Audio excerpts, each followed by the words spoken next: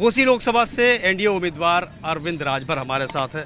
अरविंद जी, आखिरी दौर चल रहा है, एक तरीके से बहुत से चरण हो चुके। कितनी तगड़ी लड़ाई आपको लग रही है? क्योंकि पूर्वांचल में भाजपा के हाथ उतने मजबूत नहीं है, इसीलिए आप लोगों का साथ उन्होंने लिया है। कितना भरोसा देते हैं आप? हमारा हाथ मजबूत है, और जब हमारा हाथ और भाजपा का हाथ मिला है, निषाद पार्टी का हाथ मिला है, अपना दल का हाथ मिला है, तो ये मजबूत ही नहीं, ये एकदम वो फेविक्विक वाला हो गया है मजबूती, कि उसको अब ना तो छोड़ाया जा सकता है ना तो हटाया जा सकता है, सिर्फ काट के ही हटाया जा सकता है। और जनता का अटूट विश्वास और अटूट समर्थन प्राप्त हो रहा है। मैं तो पूरे घोसी लोकसभा का एक एक गांव छान मारा हूं। यहाँ पर जाति बंधन, धार्मिक बंधन और पॉलिटिकल पार्टियों का बंधन टूटता नज़र आ रहा है। जितने भी विरोधी दल के लोग हैं वो भी चाहते हैं कि यहाँ से एनडीए उम्मीदवार चुनाव जीते और जीत करके इस घोसी लोकसभा का विकास करें। यहाँ पर लड़ाई किसी से नहीं है। यहाँ जो विपक्ष के लोग हैं वो आपस में लड़ने का काम कर रहे हैं। यहाँ लड़ाई क्लियर दिख रही है कि जनता ने मन मिजाज बना लिया है इस बार यहाँ परिवर्तन करने का। आपने अटूट जोड़ की बात की है, यही आरोप का आप लोगों को पार्टी पर लगता है कि ये जोड़ जो है मौका देख के मतलब टूट जाता है। मौका परस्ती का आरोप अक्सर लगता है आपकी पार्टी पे, आपके नेता पे, ओपी। तो इसका नेगेटिव इम्पैक्ट नहीं लगता कि आप लोगों को पड़ेगा? नहीं, नेगेटिव इफेक्ट नहीं है, इसको बस समझने की वो फेर है एक तो। ये आरोप लगाने वाले लोग कौन लोग हैं? ये वही विपक्ष के दल हैं जो अभी एक IND गठबंधन बना करके आपस में बता दें कि हम बहुत ताकतवर हैं, और जैसे जैसे चुनाव का चरण बीतता चला गया वैसे वैसे सब लोग टूटते चले गए। देखिए, माननीय अखिलेश यादव जी भस्मासुर की भूमिका में हैं। वो पॉलिटिशियन हैं, लीडर नहीं है। वो पॉलिटिशियन है, और पॉलिटिशियन व्यक्ति ये प्रयास करता है कि हमारे सामने कोई खड़ा ना हो।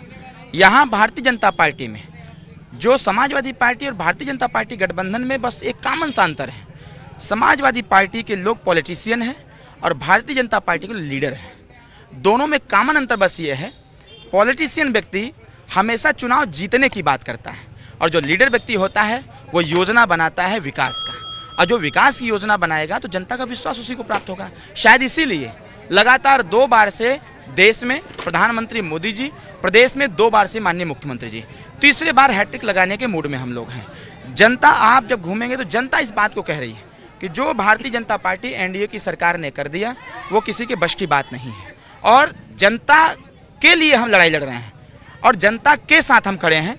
क्योंकि घोसी अन्य लोकसभाओं से सबसे अलग लोकसभा है। यहाँ की सोच अलग है, यहाँ के व्यवहार अलग हैं, यहाँ के विकास कार्य करने के तौर तरीके अलग हैं, और यहाँ का नेतृत्व भी अलग पाया जाता है। जिस प्रकार से समय समय को दोहराता है, इतिहास इतिहास को दोहराता है, उसी प्रकार से इस बार इतिहास दोहराने का काम हमारे घोसी की जनता कर रही है। मैंने पहले कहा इतिहास की बात, यहाँ मैं अभी अपने संबोधन में बोला, यहाँ एक व्यक्ति थे स्वर्गीय कल्पनाथ राय जी। नाम सब लोग लेते हैं, लेकिन उनके आदर्श को कोई नहीं मानता है, और न ही उनके आदर्शों पर चलने का काम करता है।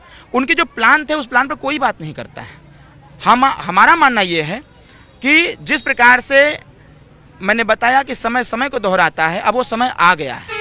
जनता को विश्वास होने लगा है कि एक प्रत्याशी जो एनडीए की तरफ से है, डॉक्टर अरविंद राजभर, स्वर्गीय कल्पनाथ राय के अधूरे सपने को पूरा करेगा, उनके पद चिन्हों पर चल करके उनके आदर्शों को लेकर के आगे बढ़ेगा, और चुनाव जीतने के बाद यहाँ विकास कैसे होता है इसकी एक पटकथा भी आने वाले समय के लोग लिखने का काम। एक आरोप और भी लगता है जब पूर्वांचल में आते हैं कि ओपी राजभर जो आपके प्रमुख हैं, वो सत्ता की लालच में उन्होंने एनडीए में शामिल हो गए। आप क्या कहते हैं कि आप एनडीए में क्यों आए, क्या वजह लगती है? देखिए क्या है, मैं बताया पहले ना कि आरोप लगाने वाले लोगों के पैरों तले जमीन खसक चुकी है। उनके पास कोई एजेंडा नहीं बचा है, उनकी कोई आइडियोलॉजी नहीं है। गांव गली, जनता, जिला, प्रदेश में रहने वाले जितने लोग, उनके डेवलपमेंट के लिए कोई आइडियोलॉजी नहीं उनके पास, इसलिए वो चर्चा में बने रहें। इसलिए ऐसे तमाम तरह के शब्दों का, ऐसे स्टेटमेंट का प्रयोग करके वो हमारे पैरेलल खड़ा होना चाहते हैं। इधर आने की वजह, आप लोगों के इधर आने की वजह?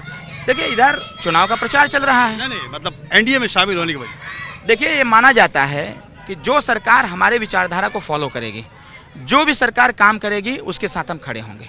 मैं एक शब्द का यूज़ किया, भस्मासुर का। सामाजिक न्याय समिति की रिपोर्ट हम लोगों ने तैयार कराया था 2017 में। सामाजिक न्याय समिति की रिपोर्ट माननीय राजनाथ सिंह जी के ही नेतृत्व में 2001 में ही तैयार हो गया था। वो रिपोर्ट लागू नहीं हो पा रहा था, वो रिपोर्ट ठंडे बस्ते में हो गया था, क्योंकि उसके बाद भारतीय जनता पार्टी की सरकार नहीं बन पाई थी। और जिस सामाजिक न्याय समिति की रिपोर्ट तैयार हो गई थी उसको लागू करना चाहिए था, केंद्र सरकार को भेज के कांग्रेस की सरकार को, इन लोगों ने क्या किया, उसको ठंडे बस्ते में रख दिया। एजेंडा क्या चलाया? एजेंडा चलाया 17 जातियों का। सपा आती थी तो रिपोर्ट भेजती थी, बसपा आती थी तो रिपोर्ट मंगाती थी। ये जो फुटबॉल की तरह ये समाज हो गया था, इसमें बीच का रास्ता भारतीय जनता पार्टी ने निकाला और तय किया कि सामाजिक न्याय समिति की रिपोर्ट लागू होगी। हम धन्यवाद देते हैं प्रधानमंत्री जी को, उन्होंने रोहिणी आयोग की रिपोर्ट को लागू करने की बात कही। उन्होंने कहा कि चुनाव के बाद देश स्तर पर इसको लागू करेंगे, जिससे कि जो पिछड़े, अति पिछड़े, सर्वाधिक पिछड़े लोग हैं वो अपना सामाजिक, शैक्षणिक, राजनीतिक और आर्थिक विकास कर सकें। इधर आने के पीछे एक और कारण रहा, हमारे पार्टी का मूल एजेंडा रहा गरीबों को फ्री में शिक्षा देने की, शिक्षा में समानता लाने की। दूसरा एजेंडा मेरा रहा निःशुल्क स्वास्थ्य सेवाएं देने की। तीसरा एजेंडा हमारा रहा विद्युतीकरण करा करके 24 घंटा बिजली देने की। चौथा एजेंडा मेरा रहा पूर्वांचल राज्य को अलग करने की। पांचवा एजेंडा रहा कि यहाँ पर जो गरीब असहाय व्यक्ति लोग हैं, जो जिनके पास खेत नहीं है, जिनके पास काश्तकार जो नहीं है, ऐसे लोग भूखे न मरें, इसलिए राशन का वितरण हो। कौन सरकार काम कर रही है? भारतीय जनता पार्टी।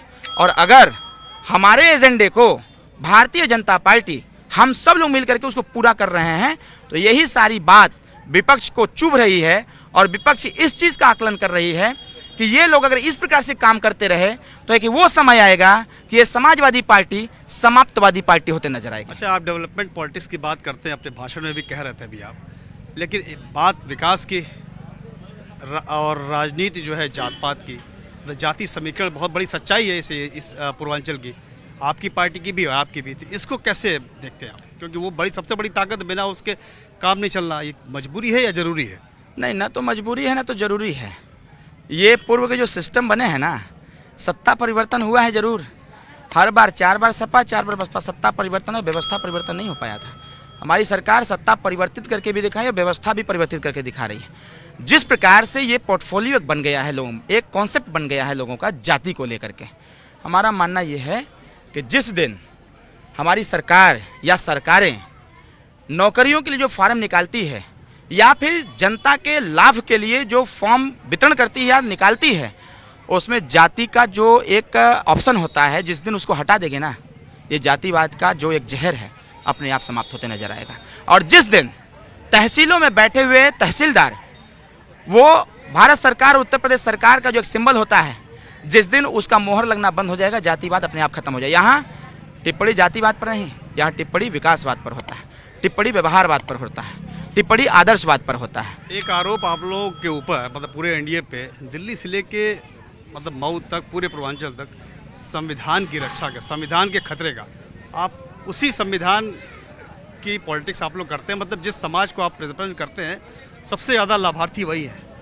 तो ये तो बहुत बड़ी समस्या है कि भाई संविधान खतरे में है, तो इसको कैसे देखते हैं आप? वो कहते हैं संविधान खतरे में, आरक्षण खत्म हो रहा है, बाबा राव भीम साहब का अम्बेडकर संविधान खतरे में है, इसको कैसे देखते हैं आप? ऐसा है, ये कहने वाले लोग एक बार थोड़ा सा अपने गिरेबान में झांक करके देखें। आपको कोई शंका नहीं है? मैं बता रहा हूँ ना, लोकतंत्र में सबसे बड़ा पर्व लोकसभा चुनाव का चल रहा है। जब हम छोटे थे तो मैं सुना करता था कि यही भारत निर्वाचन आयोग, यही संविधान है। जब मतदान करने कोई जाता था तो उसके हाथ काट दिए जाते थे, मतदान केंद्र पर गोली चलती थी, दंगे हो जाते थे, लोग डर के मारे वोट नहीं करने जाते थे, वोट प्रतिशत घट करके आ जाता था। जो निचले स्तर के लोग रहते थे वो डरते थे वोट देने में, डरना तो छोड़िए, बोल तक नहीं पाते थे। उसमें संविधान नहीं खतरे में था। आज 10 साल से चल रहा है भारतीय जनता पार्टी की सरकार, एक भी दंगे नहीं हुए, एक भी हाथ नहीं कटे, एक भी उंगली नहीं कटे, एक भी गर्दन नहीं कटे, एक जगह गोली नहीं चली, एक जगह दंगे नहीं हुए। आज भारतीय संविधान सुरक्षित है। मेरा मानना यह है, ये संविधान की दुहाई देने वाले लोगों का ही संविधान खतरे में है। हर पार्टी को चलाने के लिए संविधान बनाया जाता है। हमने पार्टी बनाया है, मैं पार्टी चलाता हूँ, मेरी पार्टी मेरे संविधान से चलता है। ये पूरी बात नहीं कह रहे हैं मंचों से, इनका संविधान खतरे में है। जिस दिन विपक्ष की पार्टियों की सीट 0 हो जाएगी, उस दिन राष्ट्रीय पार्टी की मान्यता समाप्त हो जाएगी। जिस दिन सीट 0 हो जाएगी, उस दिन प्रदेश की मान्यता समाप्त हो जाएगी। जिस दिन इनको सीट मिलना बंद हो जाएगा, उस दिन समाजवादी पार्टी समाप्तवादी पार्टी हो जाएगी और ऐसे सारे राष्ट्रीय प्रादेशिक पार्टियां खत्म हो जाएंगी। तो ये भारतीय संविधान को सीने से सटा करके संविधान की दुहाई दे रहे हैं और जनता को मैं आगाह करना चाहता हूं कि भारत का संविधान खतरे में नहीं है। संविधान अगर खतरे में है तो ये विपक्षी पार्टियां जो हैं उनका संविधान जरूर खतरे में पड़ गया है। इस बात को समझने की आवश्यकता है। एक आखिरी सवाल, जो एक शंका बनी रहती है नेताओं में, हर तरफ के नेताओं में, पब्लिक में, कि इधर उधर करते रहते हैं, तो कितना भरोसा है कि आप इधर उधर नहीं करेंगे? मैं तो उनसे पूछना चाहता हूं कि इधर उधर की बात ना कर, इधर उधर की बात ना कर। 10 साल पहले कारवां लूटा किसने? जनता का हिस्सा लूटा किसने? और रही बात इधर उधर की, पार्टी बदलने वाली बात, मतलब कितना भरोसा दिलाते हैं कि आप पार्टी नहीं बदलेंगे? देखिए, अब तो हनुमान जी तो है नहीं कि सीना फाड़ के कह दें, लेकिन इतना भरोसा दिलाते जरूर हैं। अगर संकल्प हम लोगों ने लिया है 80 का 80 जीतने का, तो पूर्वांचल में हमारा दबदबा है और पूर्वांचल की 28 लोकसभा सीटों पर दबदबा है। खाता नहीं खुलने देंगे। एक सीट पर लड़ाई है, मात्र एक सीट पर। मैं जहाँ खड़ा हूँ यहाँ की बात नहीं कर रहा हूँ, आपको भी पता होगा वो सीट कौन सी है। उस सीट को भी समाजवादी पार्टी के मुंह से निकाल के हम लाएंगे, उस सीट को भी। और रही बात विश्वास की, तो सिर्फ विश्वास ही नहीं, ये विश्वास संकल्प में बदला हुआ है। हम एहसास कराते हैं, हम एहसास सत्ता के लिए नहीं, हम एहसास सीटों के लिए नहीं, हम एहसास अपनी जातियों के लिए नहीं, हम एहसास कराते हैं कि हम जेन्युइन मुद्दों को उठाते हैं और जेन्युइन मुद्दे जनता का होता है। जनता के हितों की जो रक्षा करेगा, जनता के मान सम्मान स्वाभिमान हक हिस्सा अधिकार की जो रक्षा करेगा, सुहेल देव भारतीय समाज पार्टी उसके साथ खड़ा रहेगा। और हम लोग पढ़े लिखे लोग हैं, रिसर्च किया है हमने, डबल PhD किया है मैंने। बड़ा रिसर्च करने के बाद तब हमने पाया है कि अगर इस देश की एकता अखंडता को बरकरार रखना है तो भारतीय जनता पार्टी के गठबंधन के साथ रहने की आवश्यकता है, जो सिर्फ धार्मिक रक्षा ही नहीं, वो मातृ शक्ति की भी रक्षा करता है, युवा शक्ति की भी रक्षा करता है। और जिन छोटे छोटे बच्चों को कहा जाता है छोटे बच्चे और बूढ़े ईश्वर के स्वरूप होते हैं, ईश्वर के समान होते हैं, हम उनकी भी रक्षा करना जानते हैं। बहुत बहुत धन्यवाद हमसे बात करने के लिए। तो अरविंद राजभर घोसी से NDA के प्रत्याशी विपक्ष को जबरदस्त चुनौती देते हुए दावा कर रहे हैं कि पूर्वांचल की 100% सीटें जीतेंगे। कैमरामैन अजय के साथ प्रशांत देव, न्यूज़ 24 मऊ, घोसी।